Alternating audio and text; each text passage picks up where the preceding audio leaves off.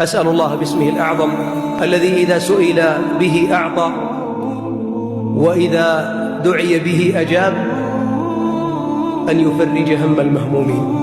اللهم فرج هم المهمومين، اللهم فرج هم المهمومين، ونفس كرب المكروبين، واقض الدين عن المدينين، واشف بلطفك مرضانا ومرضى المسلمين. اللهم اجعل لنا من كل هم فرجا، ومن كل ضيق مخرجا، ومن كل بلاء عافية، وارزقنا من غير ما نحتسب.